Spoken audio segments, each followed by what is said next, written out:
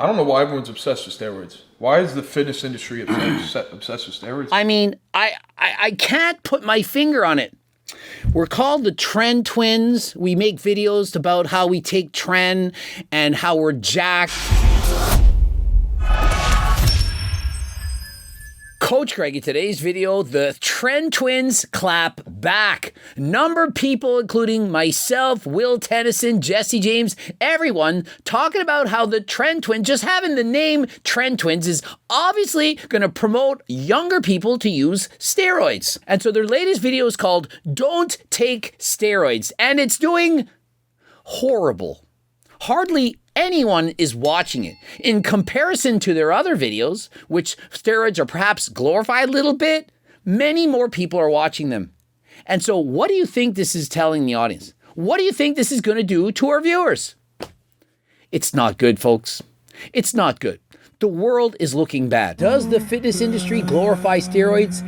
Abso-freaking-lutely. Social media seemingly glorifying the use of performance-enhancing drugs. It's pretty easy to get the impression that everybody in the gym is on them or wants to take them. And so the first 3 seconds of the video, you're already seeing Coach Greg, followed by Will Tennyson, warning the dangers of using steroids. And so after all those warnings, you then see the Tren twins, shirts off, doing most musculars, flexing, weightlifting, and so on. And so I actually made a comment. I commented on their videos, but the algorithm, it hides it. Not sure you're aware of these things, but imagine Coach Greg making a comment on the Tren twins post and not one person sees it. Not one like. Really happy to see the Tren twins coming out and addressing this.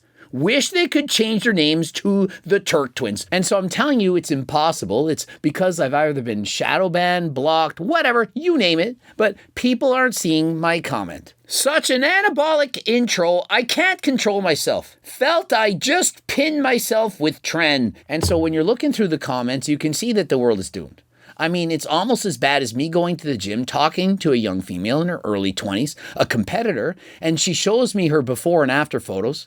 And I say, hey, the reason you didn't win is because you weren't as lean as the other competitors. You weren't lean enough, of which she's happy to get information, I'm helping her and so on. And then about an hour later, I get an angry message from her coach. Cook you, this is why everyone hates you, mother. And then he shares it on his wall. Shares it on his wall for everyone to see.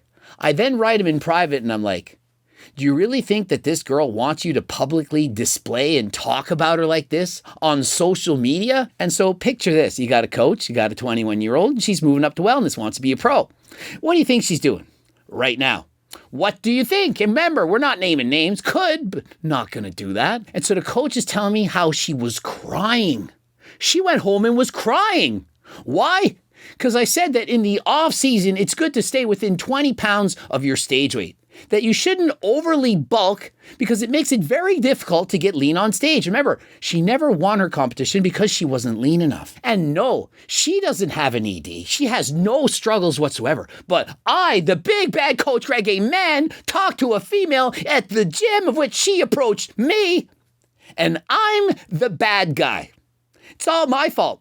I should have said, you're beautiful no matter what. You clearly should have won.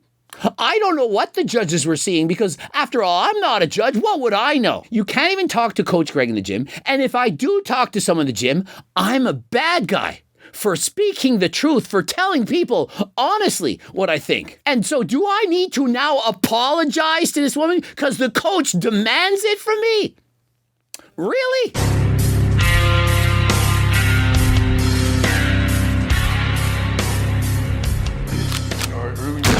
How many of you think I'm going to say that the Tren twins look ideal for being 2 weeks out? Or how many of you think they're a little bit behind? And so in comparison, we have a guy, Eric Janicki, who wants to turn pro. Eric Janicki is 1 week out, and of which I would want to see him a little bit leaner. But he's all right. And so you can see striations going up and down the quads. There's some lines in the glutes at the top. Guys looking very lean. And in my opinion, about 2 to 3 weeks out from being perfect. But yet he's 1 week out from the competition. This is how stringent bodybuilding is. To be the best of the best. Remember, Eric doesn't just want to turn pro. He wants to be an amazing pro. It's all about the conditioning. And so whether or not you compete in women's bikini, women's wellness, whatever, competing is the hardest thing you're ever going to do. I don't know why everyone's obsessed with steroids. Why is the fitness industry obsessed with steroids? I have no clue why the fitness industry is obsessed with steroids. I mean, I can't put my finger on it. We're called the Tren twins. We make videos about how we take Tren and how we're jacked and how we look amazing, and we look at our old photos and they're not as good as now. And we talk about them in almost every video, and all the young influencers keep showing before and after transformations about my Tren transformation, and hey, average 14-year-old on Tren, and hey, buy these peptides, buy these SARMs, buy this, buy that. Every day we're inundated with photos of guys taking steroids. Why the frig are people talking about steroids? Well, I'll tell you why. Steroids work more than Turk Builder. If Turk Builder could put on 20 pounds of muscle in perhaps a couple of months, or if Turk Builder could even put on 20 pounds in a year, everyone would be talking about Turk Builder. Problem is, steroids work better than Turk Builder. If I had to give a person Turk or Tren, I'm quite certain the person that took Tren could put on more muscle than the person that took Turk. If it was the other way around, everyone would be talking about Turk. Does that make sense? Everybody's mad you got the balls to take them. They Cook! don't. No, I'm just kidding. No. But indirectly, when you read between the lines, people are thinking, well, they have the balls to take them. Well, shrunken balls, perhaps half the size. But why don't I? Maybe I should. They're looking pretty damn good. They're looking pretty swole, and so why shouldn't I take them? The reason why you see more of it is because clickbaiting YouTube titles. People trying to get content that clickbait. I don't think that it's the clickbait in the titles, but it's actually the real content going on in the videos. And so, for example, when Jeff Nippard clickbaited a title and put, "Steroids are awesome," I don't think that that video, having watched it, encouraged anyone to take steroids. In fact, I think it did the exact opposite. And so it's not the clickbait. It's the actual content. It's teenagers, it's kids, it's young men in their early 20s that are promoting and glorifying the use of steroids, many of which are not talking about the dangers, the ugly truth. They're showing you the 12-week transformation, and they're literally showing the needles, the syringes, the vials in these videos, and encouraging everyone to get it. Some even showing discount codes. I feel like we got to talk about it a little bit because our name is the Tren Twins. And so he says, and rightfully so, we have to address this. I mean, after all, our names are the Tren Twins, but they did not want the Tren Twins to be something to promote Tren. They were saying it's a joke. When they called themselves the Tren Twins, they weren't even on Tren. It was supposed to be ironic, or perhaps an oxymoron, hyperbole. All this shit started as irony, which is people don't understand. I talk less about steroids than people who are natty. He is in fact true to a point. Okay, you do have a good point. I want to address this, and I don't want to make jokes about the whole thing, but he does have a good point. He talks about it less than people who are 100% natural. Alex Eubank likely has talked about steroids more than the Tren Twins. But here's the difference. Alex Eubank is not on steroids. Do you know who else doesn't talk about steroids? Sam Sulek. But despite that, I do believe Sam Sulek indirectly has promoted more people to use steroids than people who he has not. Another person who rarely discusses steroids is Chris Bumstead. But I do believe that because Chris Bumstead started at the age of 18 and people see that he's the 5-time Mr. Olympia champion, that indirectly that causes more people to want to use steroids. And so the Tren Twins, hear me out. When you're wearing a tank top and it says Tren Tech, it's going to make people want to use Tren. Even if you don't say anything, you don't mention anything, it's still going to promote people to want to use Tren. If you change the word Tren to Test Tech or 3cc Tech or Peptide Tech or HRT Tech, whatever word is in there, it's going to promote people to want to use what's in it. And so if I have HTLT lifting straps, and I don't talk about the lifting straps, but it has that on it, if you see somebody wearing these lifting straps, they might actually think, oh, HTLT, that's cool, I want that. And so the shirt I should be wearing is Turk Tech. And I could walk around with Turk Tech and have jacked physique and say, hey, this is amazing. You want to use the Turk Tech. And now some of you are thinking that Turk Builder is a scam. You're thinking that it doesn't work. Many of you think this because you've used other supplement companies that didn't actually have Turk. Now, here's the difference. Ours has Turk. I promise you, I guarantee you, and the reason I can do that is because we had it tested, third-party testing. We know for certain what's in it is what's in it. We've tested a number of other companies and they never had turkesterone in it. And I don't want to get sued, so I'm not naming all those companies. But you can ask them to post their own labs if you don't trust them. I trained naturally for 8 years. And so he seems to be bragging about having trained natural for 8 years. Now, look, that's great. I think training natural for 8 years is far better than, for example, using steroids at 5 years. But you started training as a teenager. I started training when I was 10. If I trained naturally for 8 years, I would have started using steroids at 18. That's Chris Bumstead's age. That is far too young. But here's the problem. Does it sound like a deterrent when I say, well, Chris Bumstead started taking steroids at 18?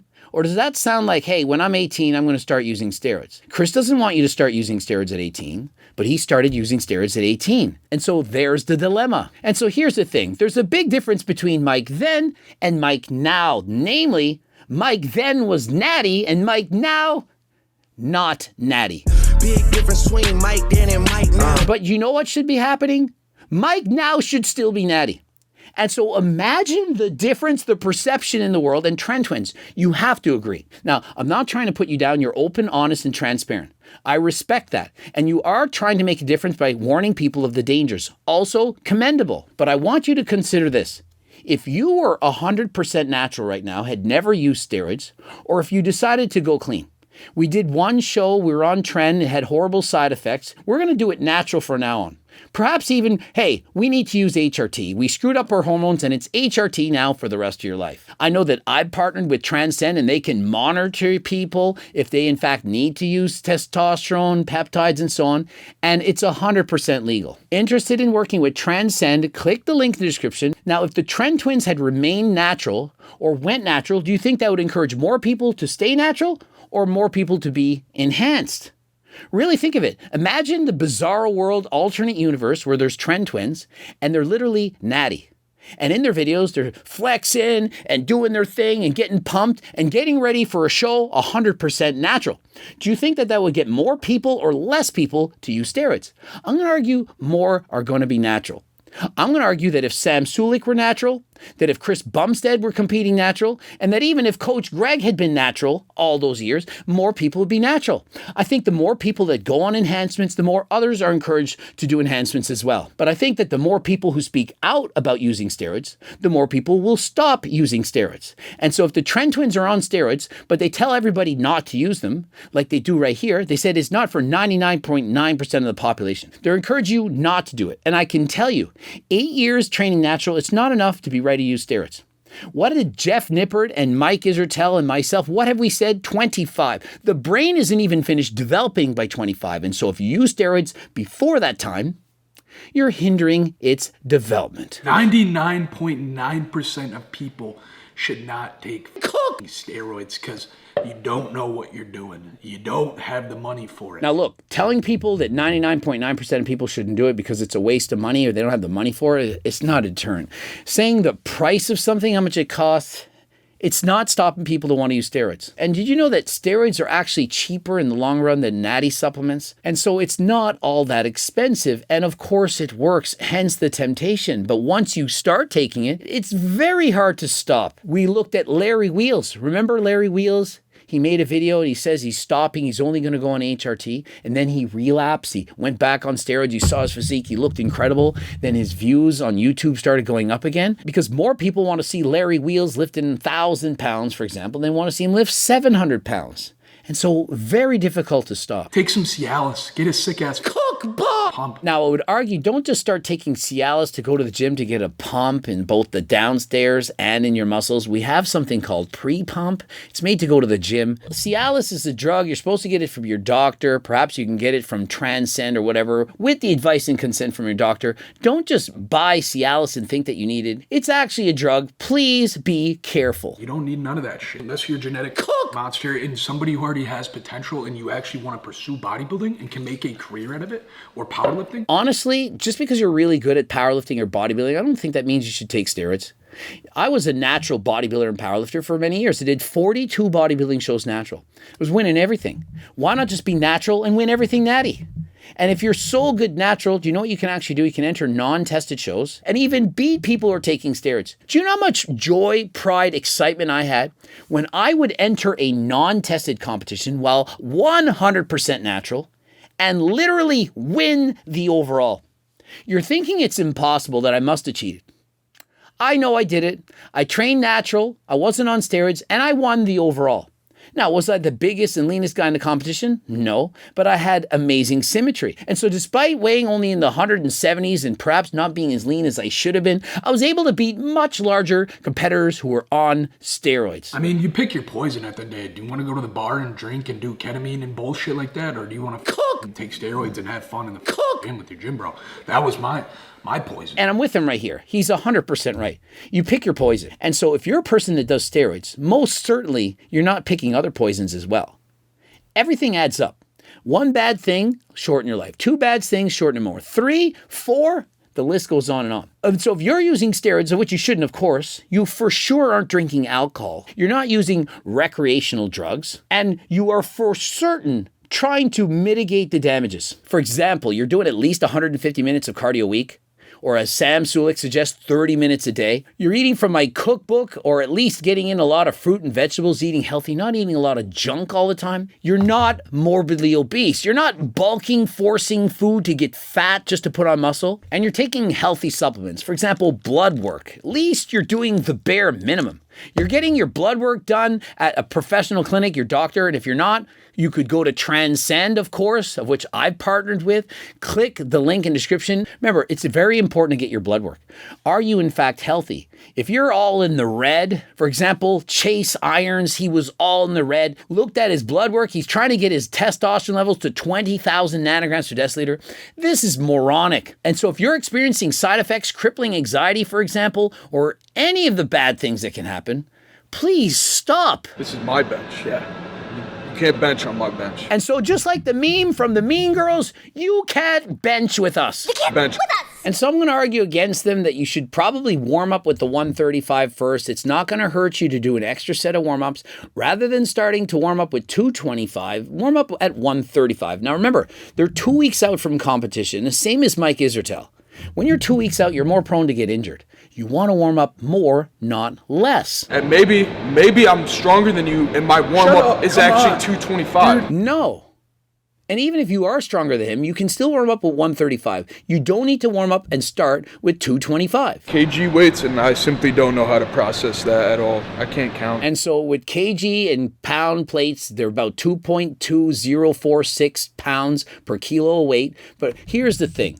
The 45-pound weight is about 44 pounds. They're roughly the same. And so just if it's easy for you, just pretend the kilo plates are pound plates. It's not going to be that much difference. For example, if you have 2 plates on each side, it's still going to weigh over 220. If you have 3 plates on each side, it's going to be about 308. It's close enough. And so the quick way to do it would be whatever it weighs in pounds, just take 1 pound off per plate, and it's about right. And so if you have 3 plates on each side, whatever it weighed in pounds, 315, take off 6, close enough. If you're super strong, you got 5 of those on each side, take off 10.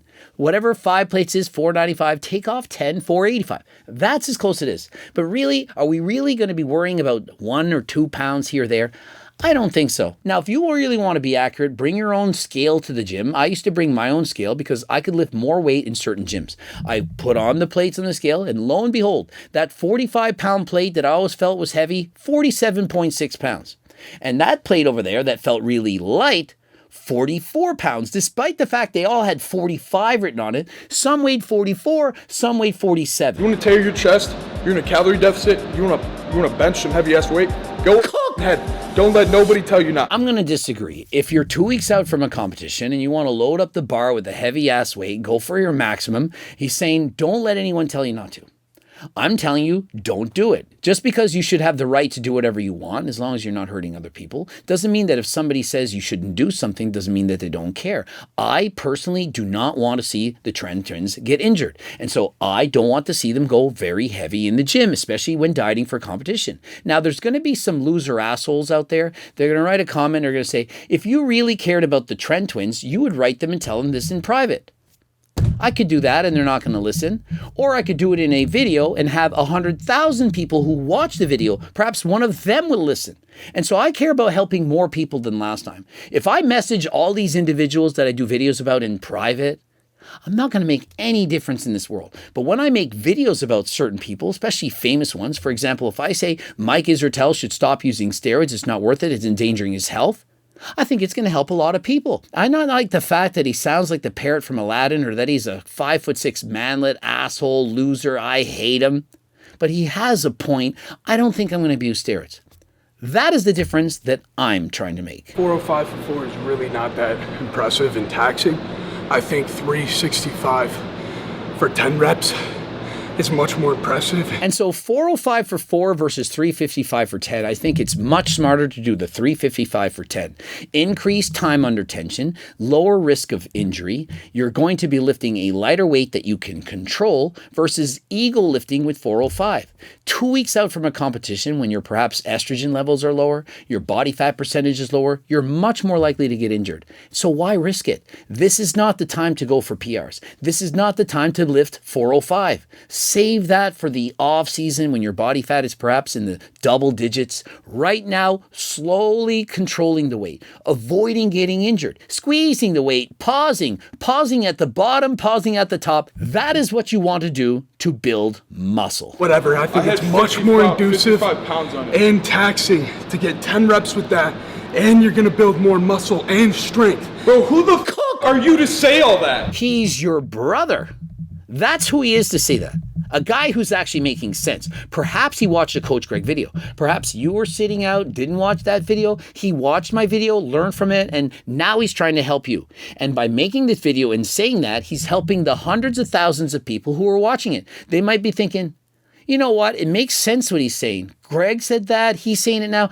I think I'm going to go lower the weight. I'm going to do sets of 10 instead of sets of 4. I love bench press, bro. I can't wait to bulk that record, bro. I want to become a insane powerlifter. One thing about that comment is I don't like hearing when people are dieting that they can't wait to go and start bulking. When you're dieting, you should be dieting. If you're already thinking ahead, you're already tuning out. You're already thinking, I don't want to do this anymore. You should be focused on, I can't wait to do the show and be the most peeled son of a bitch that anyone's ever seen. Not, I can't wait till I go in my off season and I eat cookies and crumble and gain all kinds of weight and get fat and then lift and power lift. It's great that he wants to power lift after turning pro in bodybuilding, but I think you should save those thoughts until after you're done dieting. The wider you are, women are gonna look at you, you're like, wow, that's a big, strong man who can protect and take care of me. Either that or people are gonna instantly think you're a douche. And I'm glad he's presenting both sides of the equation. Being a big bad guy, it's certainly gonna get more women to an extent. I don't think that getting too much muscle helps you in that regards, but what it's also gonna do is push people away. People are gonna immediately judge you. Oh, you're on steroids. Now remember, when I was on steroids and looking massive, I would get yelled at all the time. Steroids! They'd look at you from across the way, 100 feet away, yell out steroids, and I'm thinking, why would they want to do that? Like, what is help? I mean, what went through their mind that day that they would yell out from across the room steroids? When I see someone 400 pounds, I don't yell out Big Mac fries and if you're rolling down the hill, no one can stop you. I don't yell it. I mean, it's one thing to think it, but it's another thing to yell it at people. And so when you see people, don't yell and make fun of them and put them down. I mean, you can think these things, keep it to yourself, but don't outwardly yell across the hall and say, hey, you're on steroids. These is true stories. Now remember, they're 2 weeks out and I'm watching them pose here. And although they have a lot of muscle and they are in fact single-digit body fat, they're not grainy hard. When you're 2 weeks out from a show, I want to be mesmerized. When I see your physique, I want to be shocked. I want to think, how is it possible that a physique looks like that? They're looking incredible. They look great, but I'm not thinking, how did it happen? I need to be shocked. I need that wow factor. Now, remember, it's their first competition. They look exceedingly well. But when you're thinking pro card, when pro card is on your mind, I want to see a pro caliber physique. And so when I see a physique like this, it doesn't shout out to me, these are pros. Veggies, that's our carb source now. No longer get rice. No more oats for breakfast. And so it's hard times. They're now having to cut out their oats for breakfast. The carbs are getting lower than last time. The calories are going down. This is inevitable. When you diet for competitions, your calories are going to keep going lower. Most men the last week oftentimes eating under 2,000 calories a day. We even saw Chris Bumstead, a man who's 240 plus pounds. He was eating 1,800 calories a day. Oftentimes I would do this when I was dieting for a competition. I started by eating rice, and then I'd cut the rice out, eat potatoes. Then I'd eventually cut out the potatoes and eat just vegetables. Now, of course, I'm eating fruits and so on in my diet, eating a lot of protein, but your sources, they become fewer and fewer. You're trying to satisfy your taste with your hunger cravings, and eventually you may even need to cut out your sweeteners and your sauces and so on. I personally keep them in as long as possible until peak week, but many coaches feel, nah, you can't have that. For me, I'd rather somebody have the low-calorie sauces, the diet pops and so on, the sugar-free maple syrups, than to see them not be allowed to have those things, but cheat and diet in secret. Do you know how many competitors I've coached in secret? And do you know how many of them are cheating on their diets? The majority of them. And so with my plans and with my cookbook, you get to eat cheat meals every single day, including contest prep. And if you don't think it doesn't work, ask Ian Valere. Posted videos about this. He got his IFBB Pro card, was shredded, the most shredded guy in the competition, eating meals from my freaking cookbook. I certainly think at their next competition, they're going to have to get leaner than they are right now if they want to get a pro card. And I think that my cookbook would help them without question. Code Greg, 15% off. Ready to win this shit and get big as fuck, because I need to get big. And so they're already excited for a real bulk, a real protocol to take stuff in the off season, get as huge as humanly possible. Hopefully that doesn't include bulking up and getting fat. We all know what that will do. If you bulk up too much, it's going to get even harder to diet down. This prep has just motivated me to become even better, though. Like, seeing my frame and seeing what I can achieve, like how much more mass I can really put on if I lock in. Like, that's what I'm excited about, the future. And I'm sure in the future we'll be looking back and thinking, big difference between Mike then and Mike now. He'll probably be much larger, hopefully not dead from using and abusing performance-enhancing drugs. Hopefully he reaches goals without too many negative side effects. Remember, interested in all the natural supplements that can in fact work from HDLT supplements. Remember, we have the labs to prove it. Code Greg, 15% off. Subscribe, click the bell button, comment to boost the algorithm, like this video if you liked it, watch one of those two bloops, the cookbooks, the training books, the Circle Diet book, My Life's Work, How to Lose Weight, Keep It Off for the Rest of Your Life, the Harder Than Last Time clothing line, and get the free diet and training program on my website. Join the 300,000 plus newsletter subscribers. And until next time, I am out.